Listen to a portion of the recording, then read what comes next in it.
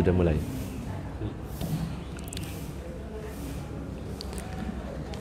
Assalamualaikum warahmatullahi wabarakatuh.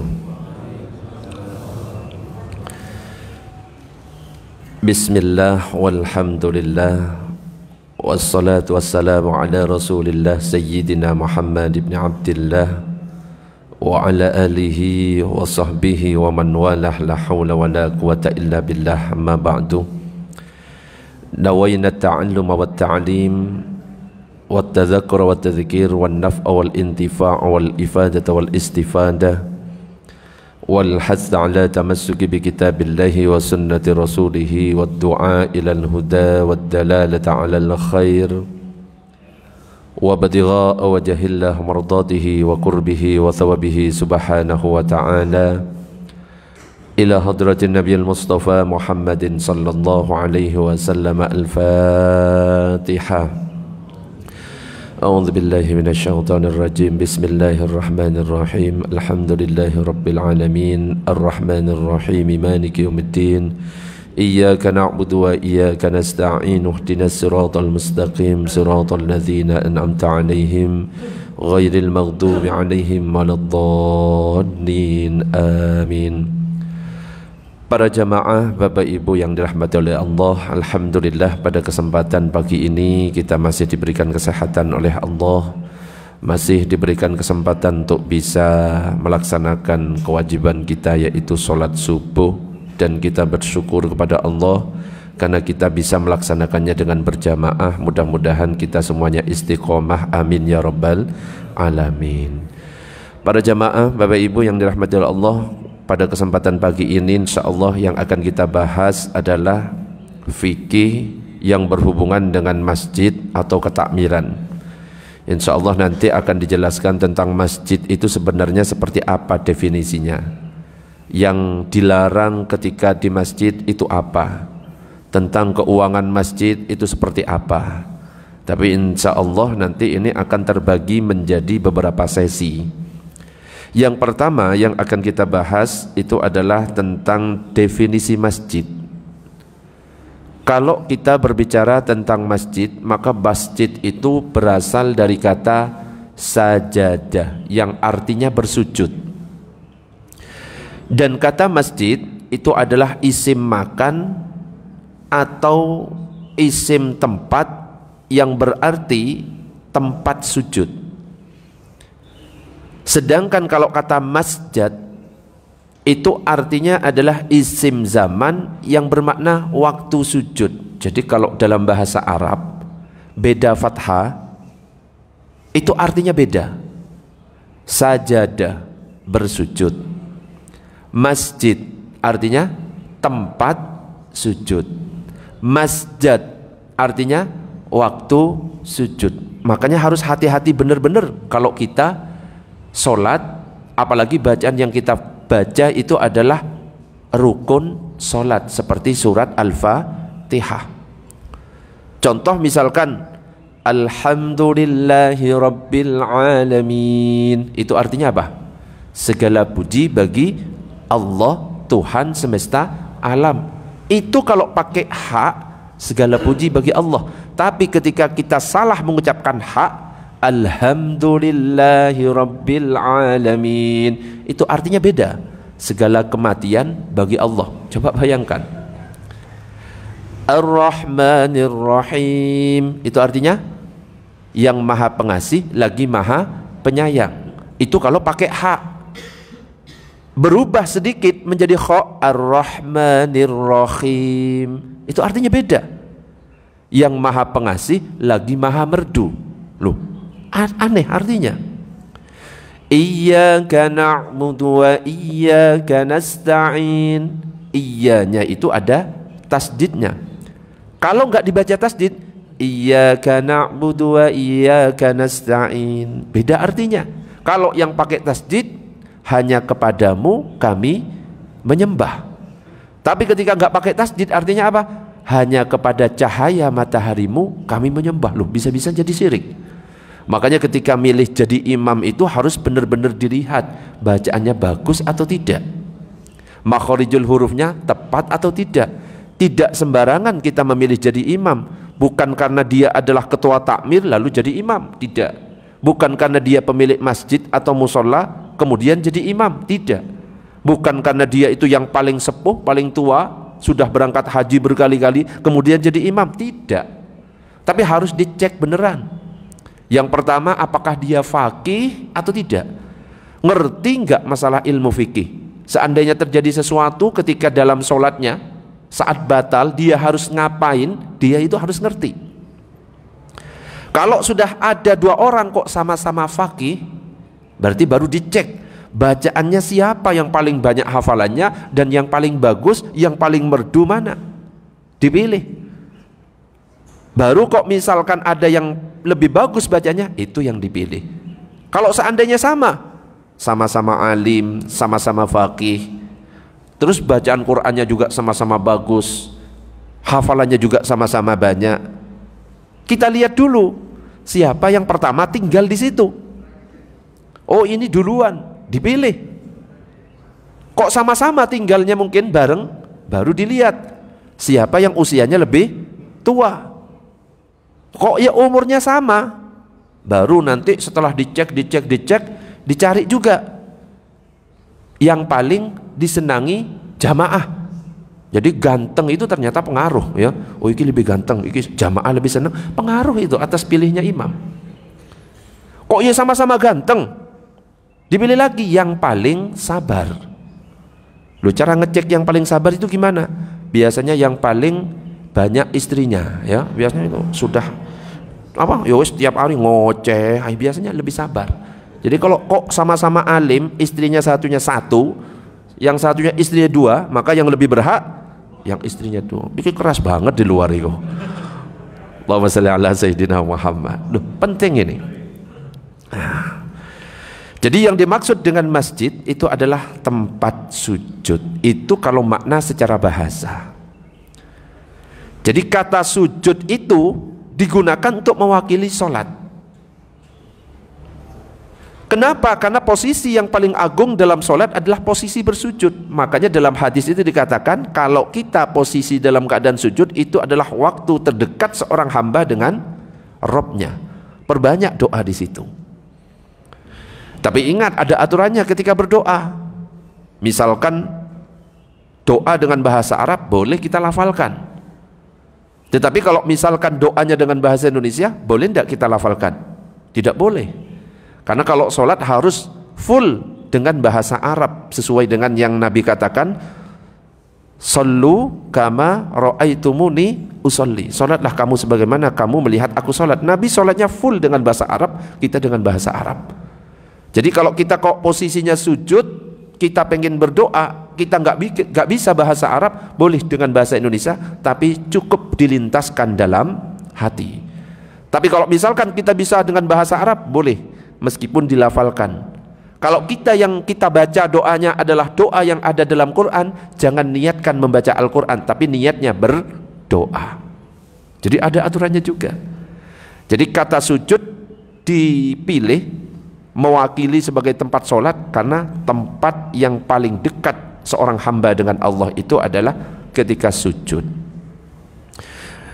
Dan kalau ngomong masalah sujud, iblis itu 80.000 tahun sujud kepada Allah. Bahkan di semua tempat di surga itu semuanya pernah dijadikan tempat sujud. Pojok sana, semuanya sudah pernah dijadikan tempat sujud. Cuma hanya sekali nggak mau sujud, iblis langsung diusir. Wa idz qulna lil malaikati isjudu li adama fasajadu illa iblis. Ketika Allah memerintahkan kepada para malaikat dan penduduk langit termasuk di dalamnya iblis untuk bersujud kepada Adam yang baru dibuat, yang baru diciptakan, semuanya sujud, hanya satu yang nggak mau sujud adalah siapa? Iblis. Aba wastakbara wa kana minal kafirin, enggan atas perintah Allah dan dia takabur, merasa lebih baik daripada Adam. Diusir oleh Allah dari surga, satu kali gak mau sujud. Bayangkan Pak, kalau misalkan kita tidak sholat subuh, berapa sujud yang kita tinggalkan? Coba Sholat subuh berapa sujud? 4 sudah. Bayangkan, wong iblis 1 kali sujud aja diusir dari surga, apalagi kita meninggalkan sholat subuh saja. Ya nggak pantas. Makanya kalau misalkan kita kok punya utang sholat, ya jangan sampai lupa, diqadha, dibayar. Fadainullahi ahaqqu ayyuqdha. Utang kepada Allah lebih berhak untuk dibayar. Allahumma shalli ala sayyidina Muhammad. Sedangkan menurut istilah dalam Islam, yang dimaksud dengan masjid itu adalah tempat yang diwakafkan untuk sholat. Artinya apa? Setiap masjid itu pasti wakaf. Dan ini berdasarkan keterangan dalam kitab Risalat Al-Majid. Dikatakan al-masjidu lughatan ismu makanin lis-sujud. Masjid secara bahasa adalah nama tempat untuk sujud. Wa syar'an, dan secara syar'i makanun lis-solati, itu adalah tempat untuk solat. Wa min hadzat ta'rifi arafna anna kulla masjidin la yakunu illa waqfan. Dari definisi ini kita mengetahui setiap masjid pasti berstatus wakaf. Wa laisa kullu mauqufin lis-sholati masjidan, tetapi tidak setiap tempat yang diwakafkan untuk solat disebut masjid. Ini harus diperhatikan baik-baik definisinya. Jadi kalau masjid pasti wakaf, tapi sesuatu yang wakaf belum tentu masjid. Ada rincian-rinciannya. Jadi banyak yang masih bingung mengenai perbedaan masjid dan musola. Ya, ada yang memahami masjid tempat jamaah sholat yang dibuat sholat Jumat. Jadi yang dijadikan patokan, kalau dipakai sholat Jumat itu berarti masjid. Kalau nggak dipakai sholat Jumat berarti musola. Hanya dipakai sholat 5 waktu. Ternyata definisi menurut ilmu fikih tidak seperti itu. Kecuali mungkin kita searching di Google, searching di kamus dan lain sebagainya. Dan kejanggalan itu juga terjadi dalam persoalan musola wakaf. Kadang-kadang kan ada musola atau langgar wakaf. Nah, kalau misalkan musola wakaf atau langgar wakaf sama ndak dengan masjid? Jadi ada yang memahami statusnya adalah masjid karena melihat wakafnya. Sebagian yang lain menganggap itu bukan masjid. Nah, ini yang akan kita bahas supaya kita jelas mana yang disebut masjid, terus apa yang disebut dengan langgar atau musalla wakaf, atau yang dimaksud dengan musola saja. Apakah boleh disebut masjid tapi tidak mendirikan sholat Jumat, hanya sholat 5 waktu? Nah, ini akan kita bahas. Allahumma shalli ala sayyidina Muhammad. Jadi di sini yang perlu kita perhatikan dulu adalah secara istilah syariat, masjid itu adalah tempat yang diwakafkan untuk sholat dengan niat menjadikan masjid. Yang pertama, dia itu wakaf, kemudian diniatkan sebagai masjid. Syaratnya 2. Sementara musola adalah tempat sholat secara mutlak, bisa berupa musola wakaf. Jadi kalau hanya wakaf untuk musola, tempat sholat, tapi tidak diniatkan untuk masjid, itu tidak dihukumi masjid.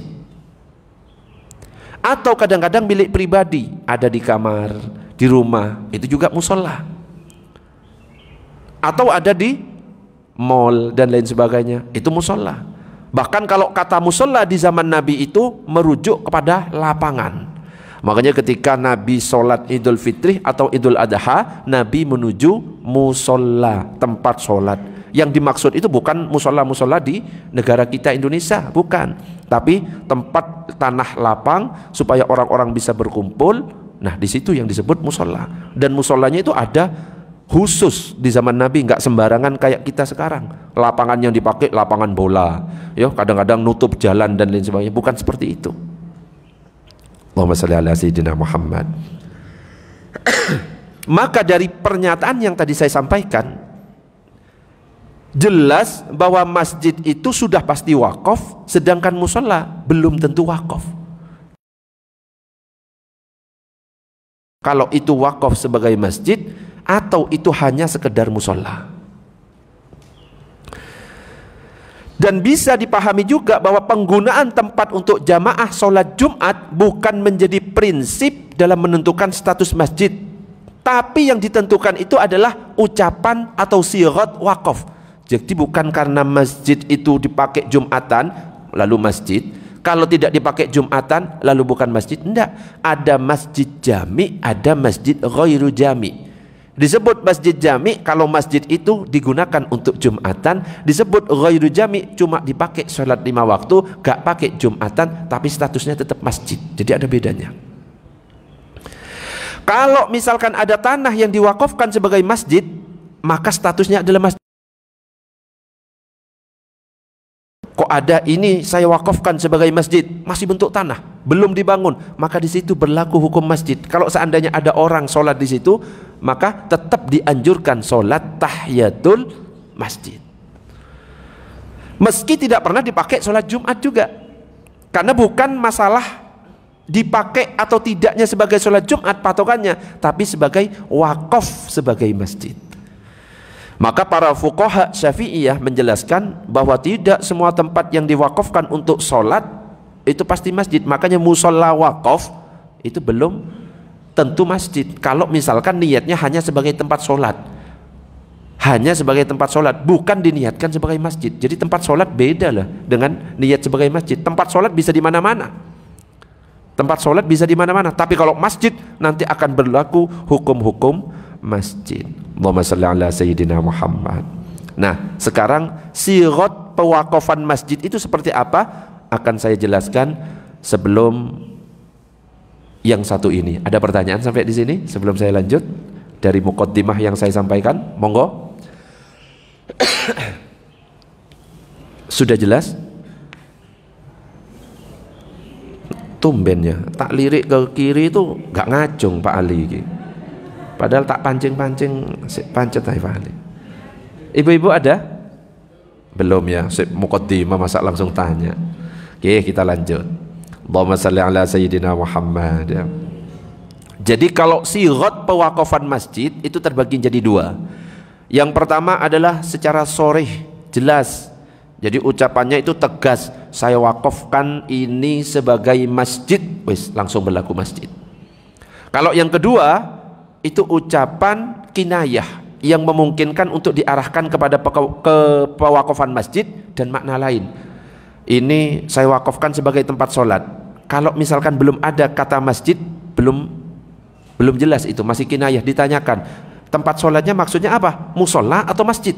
Beda karena nanti dalam ilmu fikih. Oh, sebagai masjid berarti berlaku hukum masjid meskipun namanya musalla wakaf. Kalau ada niat mewakafkan sebagai masjid. Tapi kalau oh ini cuma tempat sholat, beda. Maka itu cuma langgar atau musalla wakaf, itu bedanya. Nah sekarang, nah ini pembahasannya. Ucapan seseorang, aku mewakafkan tempat ini untuk sholat, maka ini tegas mengarah kepada makna mewakafkan untuk sholat. Tapi kinayah untuk kekhususan wakaf masjidnya. Bila dia meniatkan sebagai masjid, maka berstatus masjid.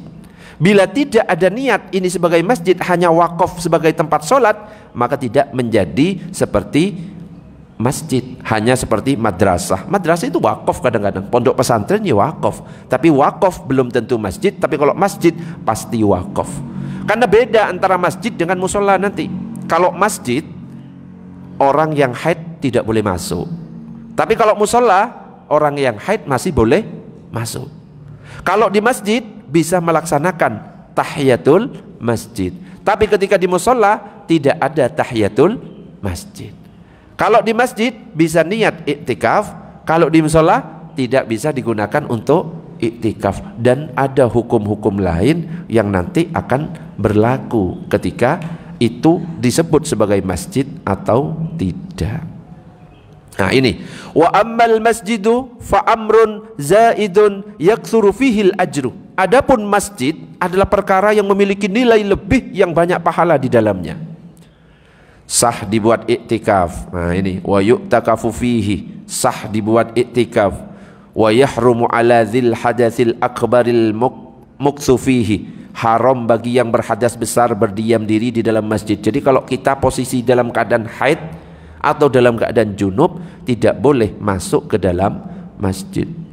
Tapi kadang-kadang ada yang bertanya, Ustadz, saya ini kondisi haid, tapi ada pengajian, boleh ndak saya ikut dengarkan pengajian? Boleh ndak kira-kira? Kalau dalam mazhab Syafi'i, wanita haid tidak boleh masuk ke dalam masjid. Yang dimaksud masjid bukan cuma ruang utama, samping kiri, samping kanan, di depan, itu masjid. Itu serambi kanan, serambi kiri, serambi depan, itu masjid. Tetapi ada pendapat menurut Imam Ahmad bin Hambal, ya, bukan mazhab Syafi'i, wanita haid pengen ikut pengajian di dalam masjid, caranya adalah kita pakai pendapatnya Imam Ahmad bin Hambal, yaitu apa? Sebelum masuk masjid berwudu terlebih dahulu dan pastikan tidak mengotori masjid. Dan ini dijelaskan oleh Syekh Nawawi Al-Bantani dalam kitab Nihayatuz Zen. Tapi ini adalah pendapat mazhab Hambali. Tapi kalau mazhab Syafi'i, tidak boleh wanita haid, orang junub itu untuk masuk ke dalam masjid. Dan ini ilmu fikih. Kalau kita belajar ilmu fikih, konsekuensinya pasti ada perbedaan. Oh, ulama ini bilang ini, ulama ini bilang itu. Ya jangan heran, ini ilmu fikih. Nah, kalau misalkan kita nggak mau mengakui pendapat ini, yo salah ini, berarti dia tandanya orang nggak faham fikih. Orang faham fikih pasti ngerti perbedaan. Oh alah seperti ini pendapatnya ini. Oh alah seperti itu, ini pendapatnya si itu.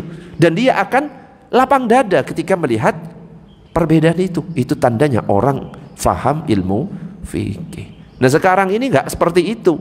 Kalau beda dengan pendapat dirinya, wes salah semuanya. Itu tandanya dia kaku dan gak faham tentang ilmu fikih. Wong ulama 4 mazhab kan beda-beda. Kunut, ya, yang berpendapat kunut di antara 4 mazhab siapa saja? Mazhab Syafi'i dan mazhab Maliki. Itu pun meskipun mensunnahkan kunut beda. Kalau mazhab Syafi'i kunutnya setelah ruku', sami'allahu liman hamidah, kunut mazhab Syafi'i. Mazhab Maliki kunut, tapi kunutnya sebelum ruku'. Habis baca surat pendek misalkan qul huwallahu ahad Allahus samad lam yalid wa lam yulad wa lam yakul lahu kufuwan ahad, kunut dulu baru ruku'. Mazhab Hanafi mengatakan tidak ada kunut subuh, bid'ah. Makanya jangan tersinggung kalau misalkan ada orang mengatakan yang kunut subuh bid'ah, karena memang ada yang berpendapat seperti itu. Mazhab Hambali mengatakan tidak sunnah kunut subuh, yang ada itu kunut nazilah. Kalau terjadi sesuatu, perang dan lain sebagainya, boleh kunut bahkan di setiap sholat duhur, asar, maghrib, isya, subuh. Itu namanya kunut nazilah. Allahumma sholli ala sayyidina Muhammad. Sampai di sini ada pertanyaan? Nggak usah ngelirik ke Pak Ali. Masih belum? Iki tumben ya. Dari tadi kok belum terus. Ada? Sudah? Belum? Lanjut? Oh sudah ada, monggo silakan. Assalamualaikum. Makan dan minum di dalam masjid. Ya, apakah boleh kita makan dan minum di dalam masjid atau sekaligus tidur di dalam masjid? Gitu ya sekalian ya. Makan, minum di dalam masjid, tidur di dalam masjid, boleh apa enggak? Kalau makan dan minum boleh dengan syarat tidak mengotori masjid. Kalau mengotori hukumnya haram. Tapi kalau ada aturan dari takmir, wes makanya diserambi, ikuti aturan dari takmir. Termasuk tidur di dalam masjid sebenarnya boleh.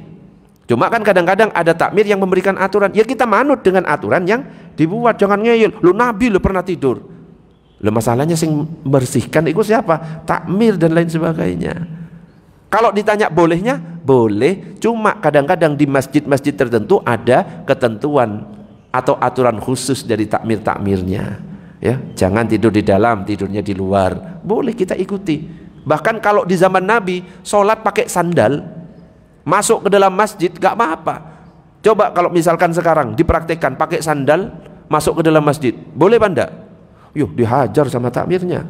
Ya wong dulu itu gak ono keramik masih. Kenapa? Masih pasir, atapnya masih pelepah kurma, makanya pakai sandal.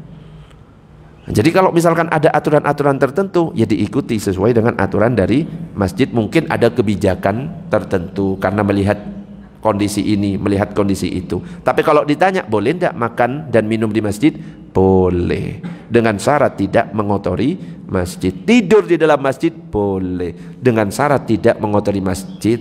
Ya kan ada kadang-kadang orang ngiler. Pertanyaan, ngiler suci apa najis? Ayo yang biasa ngiler tolong dijawab, nggak usah sok-sok nggak tahu. Saya yang biasa ngiler, iler suci apa najis? Tergantung. Kalau Pak Ali, iler yang suci apa iler yang najis? Tergantung. Berarti bisa berubah Pak Ali. Kadang-kadang ilernya suci, kadang-kadang ilernya najis. Nah kita serius ini, iler itu suci apa najis? Hah? Najis berarti kalau tidur ngiler waktu Jumatan itu ya najis berarti. Ya jangan sembarangan, itu ada perinciannya. Kalau posisi kepala saat iler keluar, posisi di atas perut, suci. Makanya kalau Jumatan kok tidur, kok tiba-tiba ngiler, itu masih suci. Kenapa? Turunnya ilernya, ini kok jadi bahas fikih iler sih. Gak apa-apa bagi, ini gara-gara saya sing nanya ini. Bahas masjid jadi bahas iler. Gak apa-apa, penting bu. Jadi kalau posisi kepala itu ada di atas perut, terus keluar, ini suci. Kenapa? Berasal dari kepala. Tapi kalau perut posisinya di atas lebih tinggi daripada kepala, ya, wahai para pemilik perut buncit, ya, terus tidur ini lebih tinggi, maka itu iler itu keluarnya dari perut dan itu najis. Jadi ya itu perinciannya. Termasuk ingus, ya. Ingus itu suci apa najis? Suci itu. Cuma nggak bisa dipakai wudhu. Yang itu suci katanya Ustadz, pakai wudhu nggak bisa. Makanya meskipun kita ingus gini, ya kan pernah saya sampaikan, boleh kita usap dengan tisu boleh, tapi ingat syaratnya ketika sholat 3 gerakan, nggak boleh lebih, ya. Kurang dari 3 gerakan. Dicicil. Ibaratnya kalau kita maju menggantikan imam yang batal, cara majunya nggak boleh sembarangan. Jadi kalau majunya sembarangan langsung kayak gini, ini nggak boleh. Jalan biasa. Tuh 2, 3 batal ini, ya. Tapi dicicil. Satu langkah. Jadi kayak paskibraka, ya. Yo, 1 tutup. Nah, ketika sudah nutup itu dihitungnya dari awal. 1 tutup. Kok belum lurus? 1 tutup. Nah, duduk. Termasuk kok misalkan kita lagi sholat, kok ingusnya itu meler, ya, terus nyampe ke bibir, jangan dijilat. Begini kan jangan, ya, bisa batal meskipun nggak mengenyangkan. Ya tapi apa? Siapkan tisu. Kalau misalkan posisi kita ini sedang dalam keadaan flu, tapi gerakannya nggak boleh 3. Kok jalan, ambil tisu, balik. Paham maksudnya? Ambil tisu, balik ke posisi semula. Diusap, kembali ke posisi semula. Baru dimasukkan kantong sendiri, jangan kantong sebelahnya, ya. Kantong sebelahnya kurang ajar, Pak. Allahumma shalli ala sayyidina Muhammad. Fa innahu waqfun lis-salati wa laysa lahu hurmatul masjidi wa la yasiru waqfan bil izni bis-salati fihi. Sesungguhnya musholla tersebut diwakafkan untuk solat, namun tidak memiliki kehormatan seperti masjid dan tidak menjadi wakaf dengan memberi izin solat di dalamnya. Jadi kalau kita mau mewakafkan sebagai masjid harus jelas, ini saya wakafkan sebagai masjid. Jangan pakai kata tempat solat. Kalau tempat solat itu bisa di mana saja. Di mall bisa, di musola bisa, langgar bisa. Tapi kalau masjid maka berlaku sebagai masjid. Allahumma shalli ala sayyidina Muhammad, ya. Ada pertanyaan lagi? Monggo, Bah, silakan.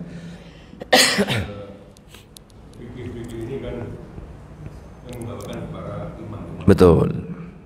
Pertanyaannya, imam ini gurunya siapa? Kok beda-beda?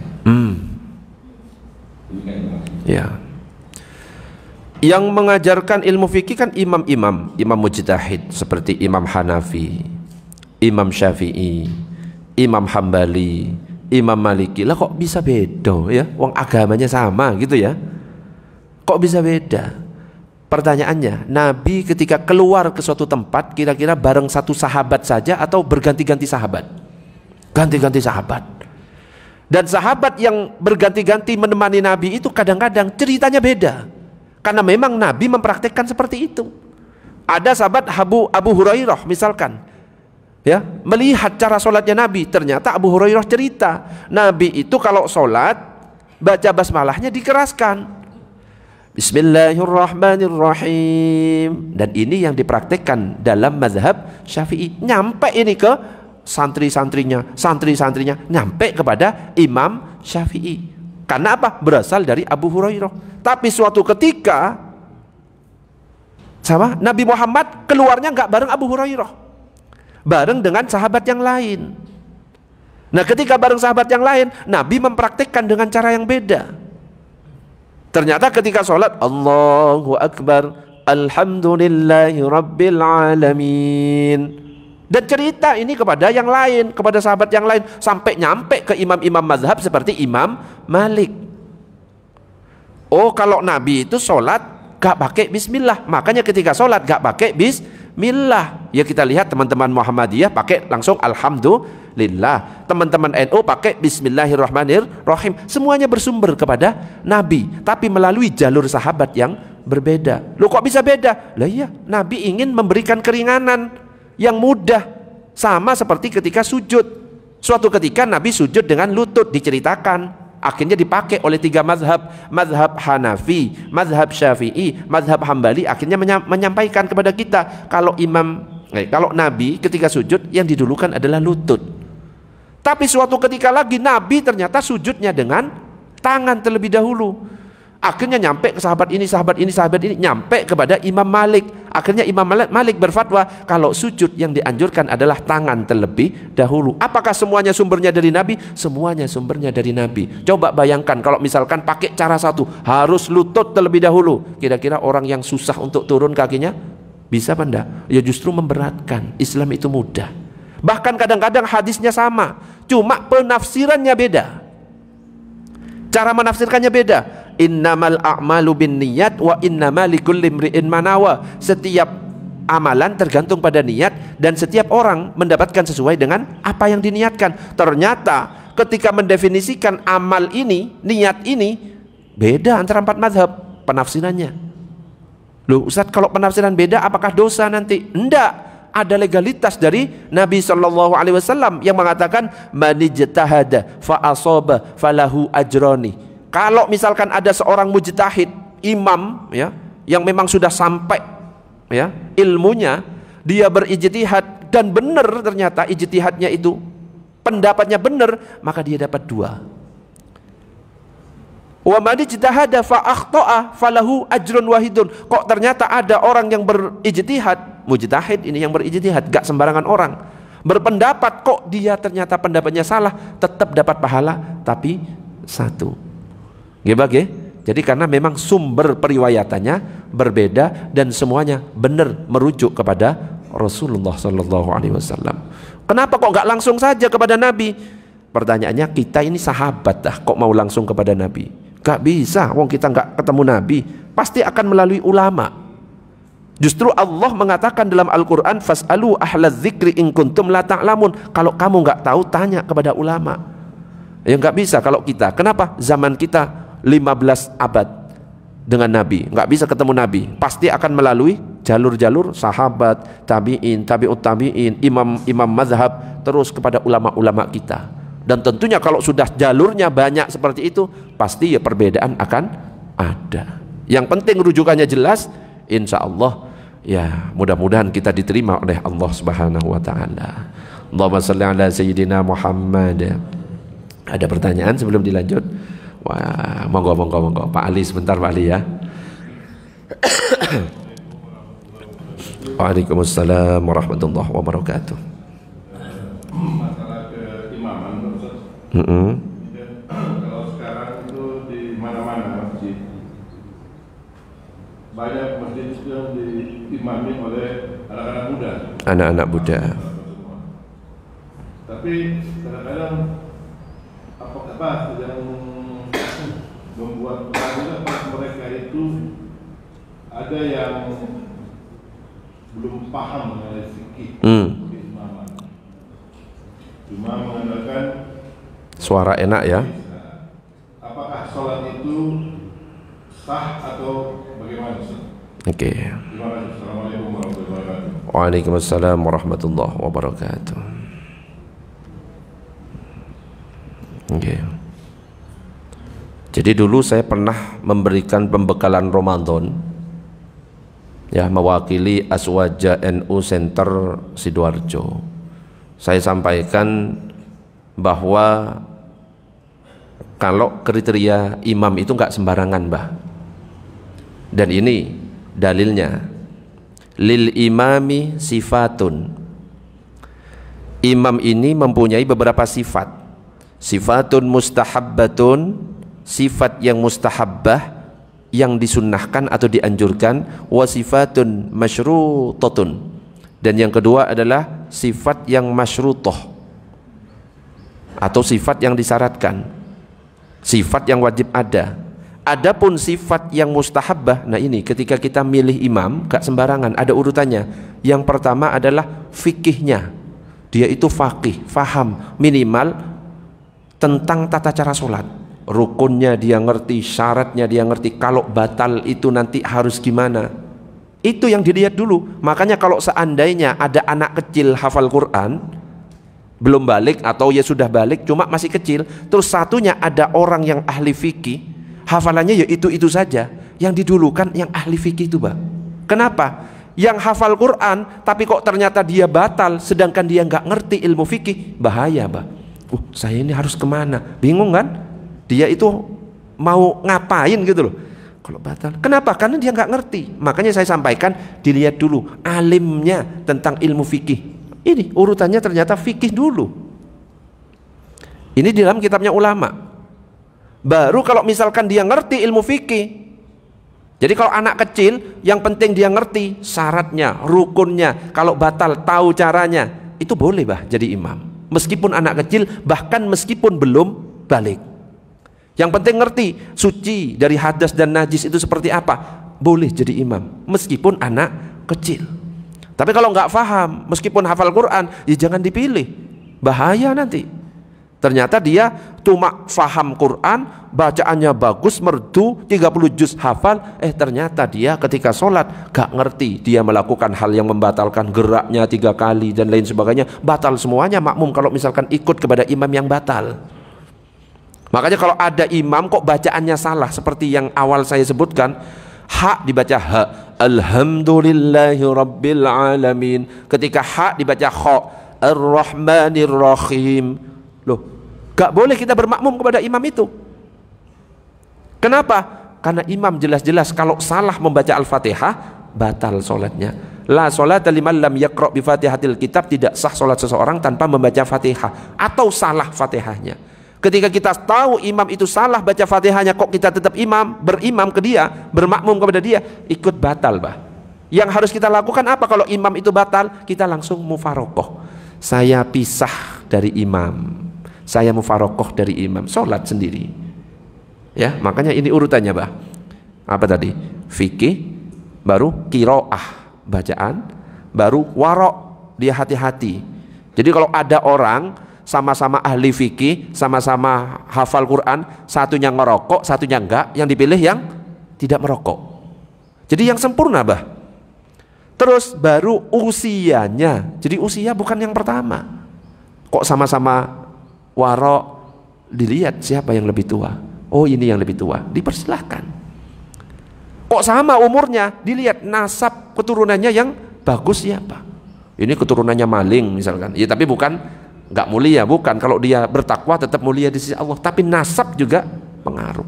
Dan itu di bawah masih banyak lagi yang lebih dicintai oleh jamaah. Dan yang terakhir tadi itu juga yang sabar, ya, yang istrinya lebih banyak, itu kesabarannya sudah teruji, Bah. Gitu, Allahumma shalli ala sayyidina Muhammad. Makanya yang imam-imam nanti ini, ya, nanti usahakan apa maksudnya? Monggo silakan lanjut, Pak Ali, silakan.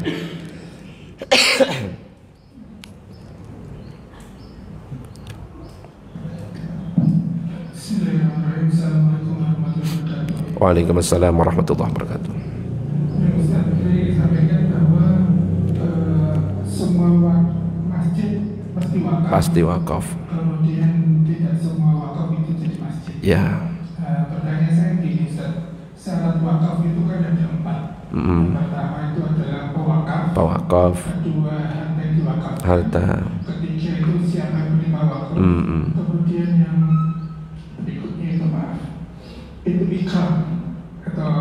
Sigot ya, ucapan ya. Pertanyaan saya gini Ustaz, terkait wakaf, memberi wakaf, kalau itu berupa badan Ustaz, berupa apa? Badan usaha kayak atau apa itu, Oh. siapa yang paling berhak untuk itu? Apakah direkturnya atau dan sebagainya? Itu yang pertama.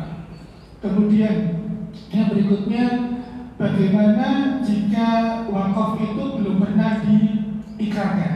Nah, kemudian status wakil masjidnya itu seperti apa Ustaz? Kalau belum pernah ada istilah wakaf atau apa ini, belum pernah kita terima sertifikat wakaf dan sebagainya, tapi masjid itu sudah jalan. Bagaimana status masjid tersebut? Ya.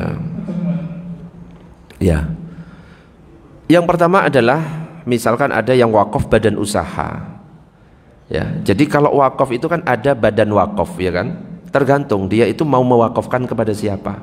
Kalau badan wakaf, badan pemerintah, maka nanti akan menjadi dia pengelolanya, ya. Jadi kalau ada sesuatu diwakafkan, maka dia itu bukan milik pribadi lagi, tapi sudah milik Allah. Cuma ada yang mengelola. Begitu juga kalau ada yang mewakafkan masjid, berarti bukan milik pribadi dia, tapi nanti akan dikelola oleh nazir namanya. Tapi kalau sekarang ini istilahnya takmir masjid, ya, yang dipakai di Indonesia itu, ya akan dikelola dengan oleh takmir masjid. Ya sudah dikelola dan sesuai dengan pewakafannya, maka digunakan untuk itu, nggak boleh untuk yang lain.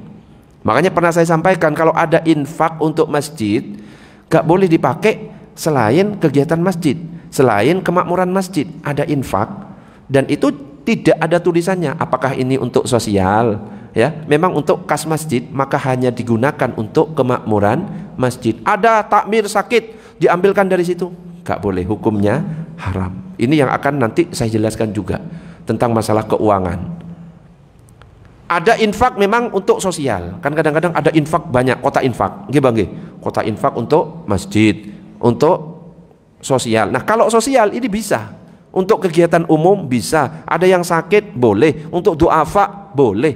Tapi kalau khusus untuk infak atau kas masjid, maka tidak boleh digunakan untuk yang lainnya, hanya untuk kemaslahatan. Contohnya apa? Ada kegiatan pengajian, disiapkan kopi, boleh.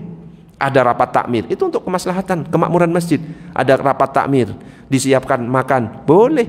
Ada sholat subuh berjamaah, terus ada sarapan, boleh. Tapi kalau ada rapat RW, beda ini. Gak boleh menggunakan uang kas masjid. Itu yang pertama. Yang kedua adalah apa tadi Pak Ali? Belum ada ikrar. Tanahnya gak diwakafkan misalkan, ya, tapi sudah berjalan sebagai masjid. Makanya ini nanti yang akan saya jelaskan. Jadi ada bangunan masjid di tanah non wakaf. Apakah itu berlaku masjid? Berlaku masjid, tapi yang berlaku bangunannya saja. Jadi ada pembahasan, sekaligus saya bahas ini, ya. Jadi pembangunan masjid di tanah yang bukan wakaf masjid atau tanah yang disewakan, ulama berbeda pendapat dengan penjelasan yang cukup panjang. Cuma Al-Isnawi menilai yang lebih unggul pendapatnya adalah menyatakan wakaf masjid dengan tanpa menyertakan tanahnya, atau bahkan sebaliknya adalah sah. Makanya kalau misalkan tanah ini yang di bawah masjid ini bukan wakaf, maka ini yang dianggap wakaf adalah bangunannya, dan ini sah sebagai masjid. Bahkan tanah sewa kok kemudian dibangun masjid, bangunannya itu diwakafkan sebagai masjid, bukan tanah sewanya, maka sah. Cuma nanti akan ada status tanahnya nanti. Ini pembahasannya. Nah ini dalilnya ada dalam kitab Fatawa Al-Fiqhiyah Al-Kubra Ibnu Hajar Al-Haytami. Jadi dikatakan Al-Isnawi menganggap lebih unggul terhadap pendapat sebagian ulama yang menyatakan jika ada tanah dibangun di sebuah tempat, duduk di sebuah teras dan diwakafkan sebagai masjid, hukumnya sah sebagaimana sahnya wakaf pada lantai atas dan temboknya. Jadi meskipun bukan tanah wakaf. Nah ini. Dan Al-Isnawi menganggap kuat pendapat Az-Zarkasi tentang keabsahan tersebut. Dengan demikian sah hukumnya wakaf pada lantai atas, namun bawahnya tidak diwakafkan sebagai masjid. Misalkan ada lantai 2, kadang-kadang kan ada yang lantai bawah dijadikan tempat parkir, masjidnya lantai 2. Terus diwakafkan adalah yang lantai 2, maka yang berlaku itu adalah wakaf lantai 2 sampai langit ke 7, itu wakaf semuanya. Yang ke bawah sampai sampai bumi ke 7 itu tidak. Jadi bisa seperti itu tanah wakaf ini. Nah ini makanya, jadi wakaf masjid di tanah non masjid sah. Nah sekarang pertanyaannya, jika ada masjid yang berada di atas tanah sewa, tanahnya nyewa, terus dibangun masjid, kemudian bangunannya diwakafkan. Nah ternyata menurut pendapat yang paling sahih adalah hukumnya diperbolehkan sebagaimana dijelaskan pada kitab Tuhfatul Muhtaj. Ini penjelasannya. Yang kesimpulannya, biar cepat ini nggak nutut ini. Kutipan Ibnu Hajar di atas senada dengan yang disebutkan dalam kitab Raudhatul Thalibin yang sama-sama menyatakan tanah sewa yang tidak diwakafkan namun di atasnya berdiri bangunan yang diwakafkan sebagai masjid, maka perwakafan bangunannya yang tadi sah menurut pendapat yang sahih. Jadi meskipun bukan tanah wakaf, bangunannya dipakai, yang penting jelas ini sebagai masjid, ya jelas kan masjid kan, dikasih nama itu sudah jelas ya, itu sudah isyarat, berarti bangunannya tetap sah sebagai masjid. Cuma nanti kalau misalkan itu tanah sewa, nah ini ada pembahasannya lagi. Jika masa sewa lahan tanah telah berakhir dan persewaannya tidak diperpanjang, apakah bangunan tersebut masih berstatus sebagai masjid dan boleh bangunan tersebut dibongkar? Misalkan nyewanya 2 tahun, dibangun masjid di atasnya, sewa habis. Terus gimana dengan bangunannya? Apakah boleh bangunannya dibongkar karena habis sewanya? Ternyata ulama mengatakan ini, tanah tersebut tidak secara otomatis menjadi wakaf kecuali pemilik tanah atau pemerintah mengikrarkan, tetap itu tanah sewa. Ya. Selanjutnya jika bangunan masjid sudah berdiri, seumpama berdiri di atas tanah sewa, walaupun tidak di atas tanah wakaf karena status bangunannya adalah bangunan wakaf masjid, maka bangunan masjid jadi tidak boleh dirobohkan. Kenapa? Karena posisi sudah sebagai wakaf masjidnya. Terus tanahnya gimana? Maka wajib bagi penyewa membangun masjid di atas tanah, yang membangun masjid di atas tanah sewa itu punya kewajiban meneruskan. Nah, kalau gak mampu untuk meneruskan, ya jangan nyoba-nyoba kita membangun masjid di atas tanah sewaan. Gitu ya Pak Ali ya, gak usah melotot Pak Ali, santai aja ya. Allahumma shalli ala sayyidina Muhammad.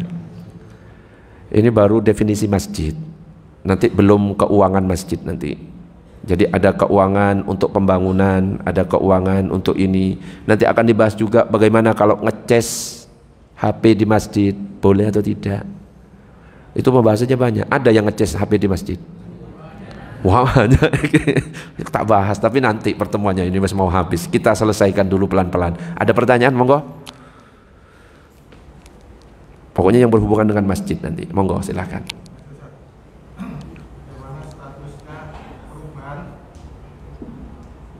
Misalnya musola ya, besar, tapi waktu akadnya untuk musola kecil. Berhubung sebuah waktu besar diperbesar itu jadi masjid. Bagaimana dari musola menjadi masjid? Ya. Mengubah status musola menjadi masjid, ulama berbeda pendapat. Pendapat dalam mazhab Syafi'i tidak boleh mengubah musola menjadi masjid. Itu mazhab Syafi'i. Tapi kalau mazhab Hambali mengatakan boleh mengubah musola menjadi masjid. Jadi kalau misalkan ada perbedaan seperti itu, nggak usah terlalu kaku. Kadang-kadang sampai ribut, gak boleh. Iya menurut mazhab Syafi'i. Siapa tahu orang itu pakai pendapatnya mazhab Hambali yang mengatakan boleh mengubah status musola menjadi masjid. Tergantung pendapat yang dipakai, bah. Oke, itu jawabannya. Ada lagi pertanyaan? Lanjut dikit. Oke. Jadi ada istilah al-jami. Al-jami itu sebenarnya yang biasa kita kenal masjid jami. Sebenarnya nggak perlu pakai kata masjid, cukup al-jami. Cuma kita biasanya panggil masjid jami. Nah ini yang disebut sebagai masjid yang digunakan untuk sholat Jumat. Masjid jami. Makanya kalau kita mau iktikaf saat Ramadan yang paling afdol itu di masjid jami. Kenapa? Gak perlu keluar masuk. Ya, kalau di masjid yang gak dipakai Jumatan, ketika Jumatan kan harus keluar. Nah, makanya tempat yang paling afdol masjid jami. Ya, ini. Jadi selain istilah masjid, sering dipakai istilah lain yaitu al-jami. Disebut al-jami karena sesuai maknanya yaitu tempat berkumpulnya manusia. Jadi didefinisikan sebagai masjid yang dilaksanakan di dalamnya sholat Jumat. Ada lagi masjid yang di dalamnya tidak dilaksanakan sholat Jumat, cuma berlaku hukum masjid. Iktikaf boleh, tahiyatul masjid boleh. Apa itu? Az-zawiyah. Jadi istilah masjid musola di dalam literatur fikih Islam juga dikenal, ya. Ada musola, ada lagi istilah az-zawiyah. Nah, kalau az-zawiyah ini masjid seperti umumnya, ya bisa iktikaf, bisa ini. Cuma tidak melaksanakan sholat Jumat. Jadi masjid ada dua.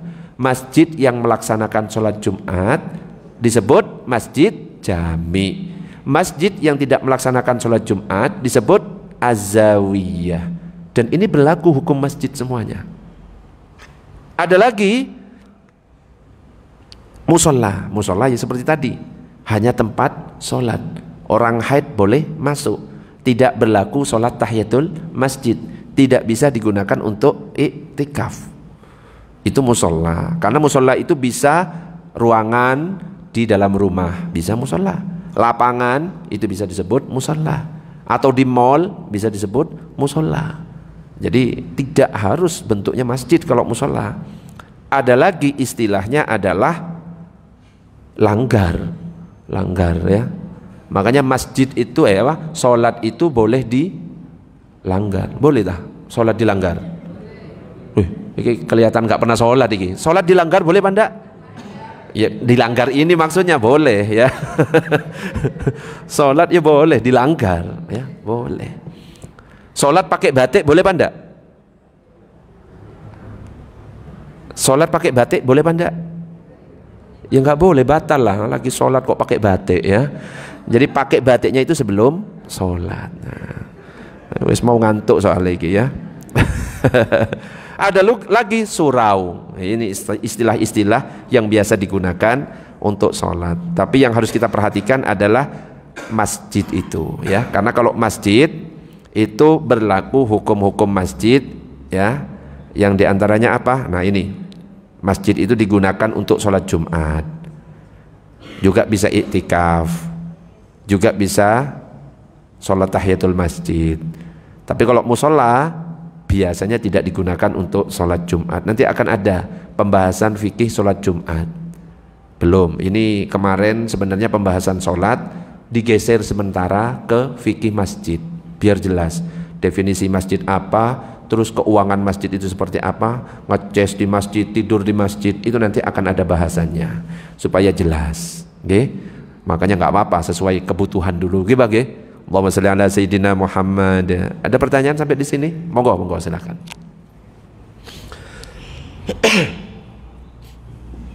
Terima kasih Ustaz. Saya menanyakan untuk tadi dijelaskan bahwasanya langgar atau musola itu tidak digunakan untuk sholat Jumat. Kemudian masjid adalah wakaf. Musola bisa wakaf atau milik pribadi. Bisa tidak, ya. Namun kami pernah lihat itu jelas adalah musola. Di atas bangunan tersebut juga dituliskan musola. Namun karena ada sesuatu hal di pada saat ini COVID, itu dijadikan untuk sholat Jumat, bahkan sholat Idul Fitri dan Idul Adha. Dan berkelanjutan setelah sudah tidak COVID masih digunakan untuk sholat Jumat, Idul Fitri. Bagaimana? Iya. Oke. Tak buka dalilnya. Mudah-mudahan belum saya hapus tentang sholat Jumat di selain masjid. Bahkan ada yang sholat di Monas. Boleh enggak itu sholat Jumat di Monas itu? Dulu ya. Boleh apa enggak kira-kira? Makanya ini saya bahas nanti di fikih sholat Jumat, tapi ini saya spill dulu. Mudah-mudahan belum saya hapus. Saya buka dulu, tak cek dulu. Soalnya ada 3 sesi nanti fikih sholat Jumat itu. Ini sesi kedua, syarat sahnya. Nanti perempuan akan dibahas. Apakah perempuan ketika mau sholat Jumat itu harus nunggu sholat Jumat selesai atau boleh ketika sudah adzan? Ibu-ibu nanti ya. Saya sebentar tak jawab dulu.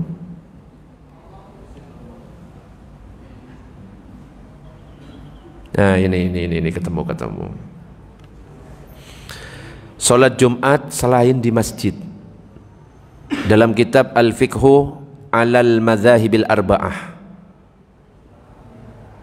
dalam fikih 4 mazhab itu dikatakan ittafaqa salasatun minal a'immati ala jawazi sihhatil jum'ati fil fadha wa qala al malikiyah la tasihhu illa fil masjid. Ulama berbeda pendapat. 3 mazhab selain mazhab Maliki, berarti mazhab Hanafi, Hambali, terus Syafi'i mengatakan boleh sholat meskipun tidak di masjid, boleh sholat Jumat meskipun tidak di masjid. Tapi kalau mazhab Maliki mengatakan wajib sholat di masjid. Artinya kalau kita pakai pendapat jumhur ulama 3 mazhab, sholat di musola, sholat Jumat boleh banda? Boleh. Apalagi cuma dipakai sholat Idul Fitri, Idul Adha, boleh. Wong sholat Idul Fitri ya di lapangan boleh, di masjid boleh, di musola boleh. Tapi kalau kita berpegang pada pendapatnya Imam Malik, maka tidak boleh karena syaratnya harus di masjid. Makanya dulu waktu di Monas itu sholat Jumat di situ sah banda? Sah kalau menurut pendapat jumhur ulama. Jadi sah. Apalagi pas Covid, saya dulu malah sholatnya di musola. Sholat di musola. Kenapa? Masjid saya tutup. Kebetulan ketua takmirnya saya yang nutup ya. Masjidnya ditutup karena ada pengumuman dari pemerintah, tutup semuanya. Loh, kita sami'na wa ata'na. Sing nanggung dosa ya pemerintah kalau seandainya dosa. Ya, ojo ngeyel. Pemerintah bilang gini, kalau memang untuk kemaslahatan ikuti, selama itu bukan maksiat. Suruh tutup. Masjid Star Safira itu. Saya ketua takmirnya. Diprotesi saya. Ya sudah, sakarepe. Ya, pokoknya saya tutup. Gak boleh ada sholat Jumat. Kalaupun sholat jamaah renggang-renggang. Padahal itu nanti ada hukumnya kan tentang renggang-renggang itu. Nah akhirnya apa? Karena di perumahan saya ada musolanya, akhirnya saya sholat di musola. Tapi ketika sholat jamaahnya nggak nyampe 40, cuma ada 12, 8. Apakah terpenuhi sholatnya? Kalau lewat mazhab lain selain mazhab Syafi'i terpenuhi. Tapi karena saya mengamalkan mazhab Syafi'i tetap tidak terpenuhi Jumatannya. Khutbahnya cuma 5 menit, sholatnya 5 menit, jadi 10 menit selesai. Tapi setelah sholat Jumat saya berdiri untuk sholat duhur. Kenapa?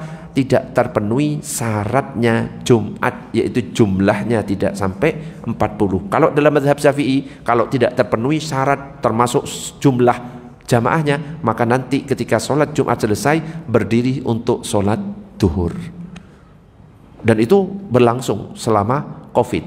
Tapi setelah Covid balik lagi ke masjid, nggak terus-terusan kayak gitu, ya, gitu. Jadi tetap sah. Yang penting terpenuhi syarat-syaratnya.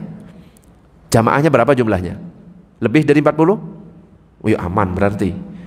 Yang penting nanti di antara 40 tidak ada musafir, tidak ada wanita, anak kecil, itu nggak dihitung nanti dalam fikih sholat Jumat.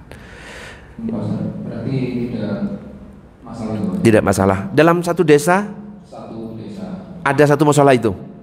Banyak, ada masjid, ada musola, beberapa musola. Nah itu nanti akan ada pembahasan. Dalam mazhab Syafi'i nggak boleh dalam satu desa ada 2 Jumatan. Ya itu maksudnya ada masjid yang melakukan Jumatan. Ada Covid, akhirnya salah satu mengadakan sampai sekarang dilanjut ya. Jarak antara masjid dan musola jauh atau tidak? Dekat. Berapa kilo kurang lebih? Kurang lebih 1 kilo kurang. 1 kilo. Terus jamaah masjid masih muat seandainya masuk ke dalam masjid? Kalau hanya sholat Jumat muat. Seandainya masuk masjid itu muat masih. Cuma ini masih ngadakan. Nah ini. Ya. Kemudian kami kan karena melihat dari keterangan musola atau langgar itu tidak digunakan untuk sholat Jumat, jadi kan Biasanya.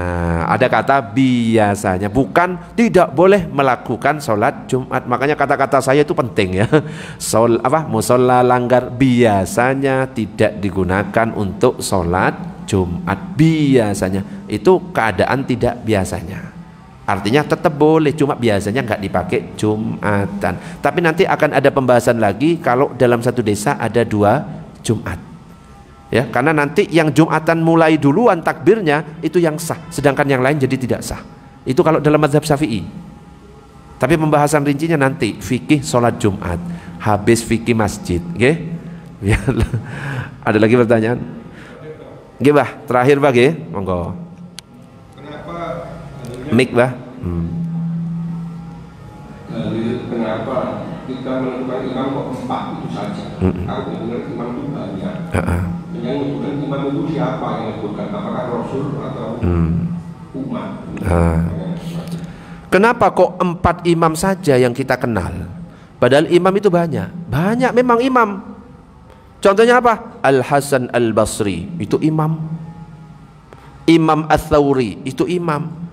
Kenapa kok cuma 4? Apakah Rasul? Nggak mungkin Rasul, wong zamannya setelah Rasul. Apakah umat? Ya, salah satunya adalah umat. Kenapa kok cuma 4 madhab yang disebutkan? Yang nyampe dari murid-muridnya kepada kita, kitabnya hanya 4 madhab. Sekarang saya tanya, kitab yang ditulis Al-Hasan Al-Basri nyampe kepada kita atau enggak? Nggak ada sampai sekarang. Cuma kutipan-kutipan saja. Imam Hasan Al-Basri mengatakan, tapi secara lengkap, secara rinci, santri-santrinya, murid-muridnya tidak mendokumentasikan. Tapi yang terdokumentasikan itu hanya 4 mazhab. Imam Ahmad bin Hambal punya kitab-kitab, Imam Syafi'i punya kitab-kitab seperti Al-Um, Imam Malik punya kitab-kitab dan didokumentasikan sampai sekarang. Dan buktinya apa? Nyampe kepada Indonesia kitab-kitab Syafi'iyah banyak sekali. Imam Ats-Tsauri kok gak dipakai? Coba kitabnya Imam Tsauri yang nyampe kepada kita, kitab apa? Gak ada. Makanya gak ada yang bermazhab Imam Ats-Tsauri. Cuma kutipan-kutipan yang mungkin masih sampai, kutipan-kutipan, sepil-sepilan kata-katanya, itu yang nyampe kepada kita masih disepil. Tapi kalau kitab secara utuh tidak terdokumentasikan. Makanya kalau kita belajar kitab usul fikih nanti akan ada di situ. Kenapa kok cuma 4? Ya 4 ini yang terdokumentasikan oleh santri-santrinya nyampe kepada kita. Yang nyampe di Mekah, Madinah, kalau sekarang kitabnya mazhab Hambali, makanya rujukannya mazhab Hambali. Akhirnya ketika sholat subuh nggak pakai kunut. Yang nyampe kitab-kitabnya kepada negara Indonesia, karena yang membawa adalah ulama-ulama bermazhab Syafi'i, maka akhirnya apa? Ya kita pakai kunut karena kitab-kitab Syafi'iyah. Yang nyampe di India itu mazhab Hanafi kitab-kitabnya, makanya di sana bermazhab Hanafi. Di Maroko yang nyampe di sana itu mazhab Maliki kitab-kitabnya, maka yang dipakai adalah mazhab Maliki. Meskipun ya tetap ada mazhab-mazhab yang lain, cuma tidak terdokumentasikan kitab-kitabnya secara utuh. Kalau yang mazhab Syafi'i contoh, ya karena kita bermazhab Syafi'i mayoritas. Al-Um lengkap terdokumentasikan. Qala Imam Syafi'i, Imam Syafi'i berkata, thaharah seperti ini, sampai lengkap dalil-dalilnya. Salat seperti ini, ya kan? Zakat seperti ini, loh, terdokumentasi. Tapi kalau imam-imam yang lain yang tidak disebut, banyak ratusan imam itu tidak terdokumentasikan oleh murid-muridnya. Cuma itu ya tetap imam-imam mujtahid. Gitu bah, nggih. Allahumma shalli ala sayyidina Muhammad. Wis, mulut saya sudah kering ya. Kita tutup dengan doa kafaratul majlis. Subhanakallahumma wa bihamdika asyhadu an la ilaha illa anta astaghfiruka wa atubu ilaik. Assalamualaikum warahmatullahi wabarakatuh.